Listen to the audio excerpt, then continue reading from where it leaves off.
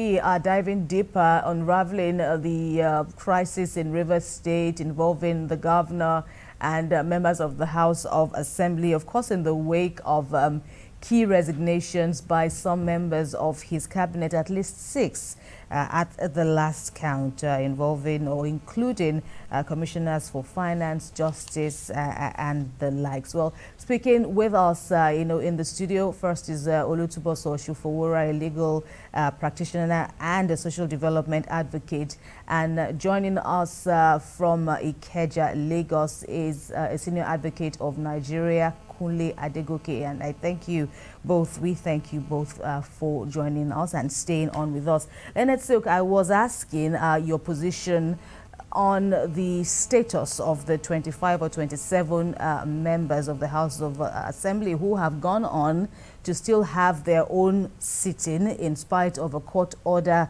legitimizing, so to speak, the speakership of Ehie. Tell us where you stand, because they have said that they will be writing to INEC to declare their seats vacant. So what's even the status of these 25 members or so? Are we saying that and you've said something like that earlier, are you saying that so the 5 or the 4 members who are recognized by the court should just carry on their business as usual, legally? Help us understand the status of these 25.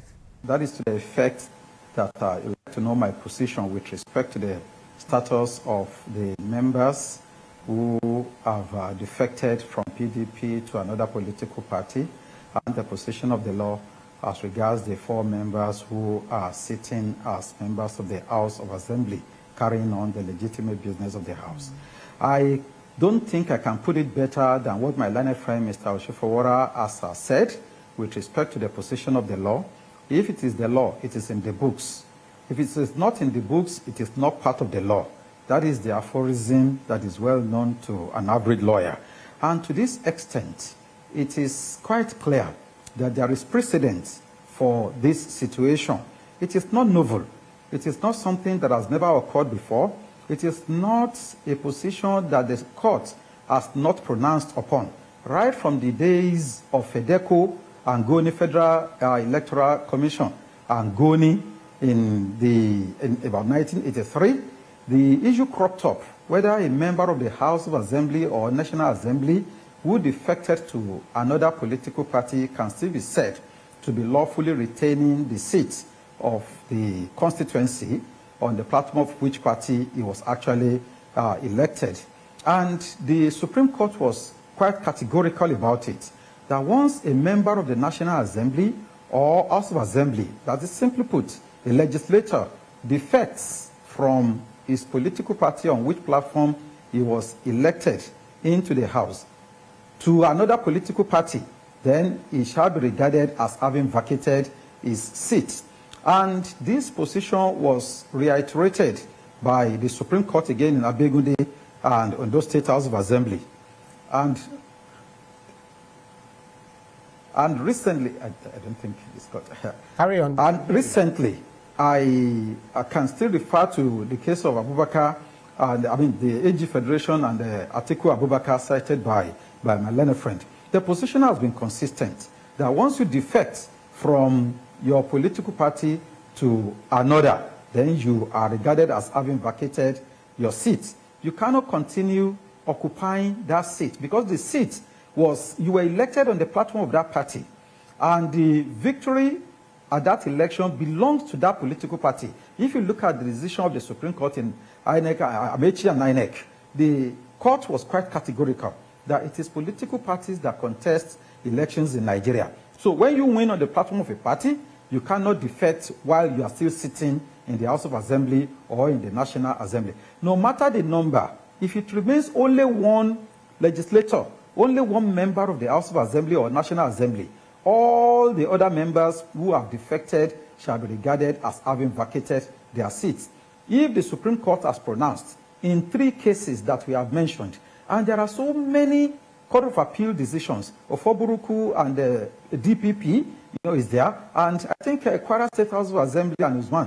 Kaduna State House of Assembly and is one. These are cases where the Supreme Court and the Court of Appeal have pronounced categorically that a member of the House of Assembly cannot continue occupying the seat if he abandons the political party. So the essence is for the political sin to be cleaned of political prostitution, to deter politicians, maybe for pecuniary gains or some other reasons, cross-carpeting from the political party on which they were elected to another political party. If the political party on which he was elected was popular with the masses, and the masses, the electorate, elected him on the platform of that party, there will be no justification for him to now abandon that party and jump to another, probably because of pastures that he felt could be greener in that other political party.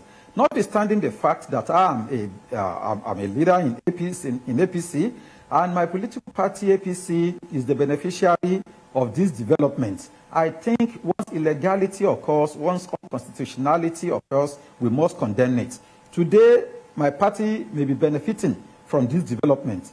On another occasion, we may be the victim of such illegal acts too. So for us to keep the political scene, the political environment clean of illegalities, of unconstitutionalities, of political brigandage or any form of illicit practice, then it is fundamental, it is mandatory for us to condemn such a thing. I think it would rather be better for the members who have defected to rather go back to their political party so that they can continue occupying their seats. If they have a grudge against the governor and they feel that he has committed any act by which he could be impeached, that is the internal business of the House, although subject to court intervention under the relevant provision of the Constitution. But we have not gotten there.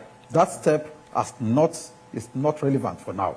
So as it is, the members of the House who have defected are regarded as having abandoned their seats, and they cannot continue interfering with the functions of the House. That's right. Let me come to the studio with our guest in the studio, Mr. Fubara.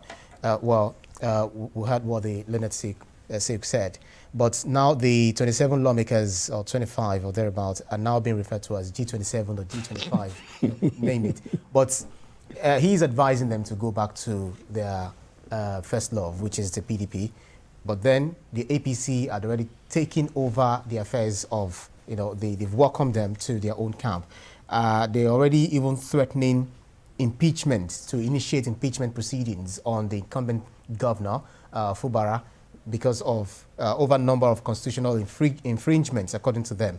And this G25 also sat, they had a parallel, carrying on with their own legislative business, they also adopted local government autonomy bill, which they didn't adopt when they were PDP members.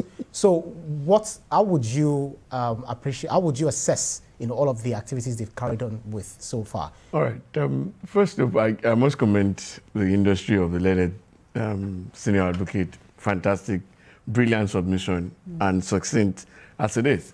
Now, but you see, to every law there's an exception, and just like the senior advocate mentioned, that there are positions that the Supreme Court of Appeal have stayed true to, that once you leave your position, in fact, the whole thing starts from Section 68(1)(g) of the 1999 Constitution as amended. It says the court recognized the political party as the one contesting the election. And like the learned senior advocate also pointed to the case of Amechi and Omeya, where the court said that it is the party that is recognized. That's why they could come to that decision. Now, in this case also, you remember we talked about the fact that the speaker has gone to court and there's an interim order recognizing him and asking him to continue. That order has not been vacated. In the face of an order of court, anything you do outside that order is ultra vires, it's illegal. As popular as the G25 or G27 may think they are, and whatever interest they are protecting, anything they do outside that existing order, the law is the law is clear, and there is no ambiguity here. I thought they said democracy is a game of numbers. They have the numbers on their own side. Well, they may think they do, but there's an existing court order. You see, the moment you begin to flout court orders, because at the end of the day, you still go back to this same court. And there is a sit-in today Yes. to argue the main application. So if you don't follow simple orders like this, you're creating space for anarchy. You're creating space for confusion. At the end of the day, we have seen states in Nigeria where state of emergency was declared. All of them will lose out. So the earlier they come together, and like it was advised earlier, that go back to where you're coming from. It's still fresh. You can still quickly amend. You know, like they say on the street, that once breeze comes in, it becomes solid. It's solidified. And then it will be hard to, at this stage, they can retrace their steps, say, okay, this was internal affairs, then they come back and put everything together. If it goes beyond this and further steps are taken, the state, that's why I said there's a legal angle, there's a moral angle, there's a social angle. Because the state and the citizens in the states will be the ones to suffer the state. They say where two elephants fight, it's the grass that will suffer. The people are the grass.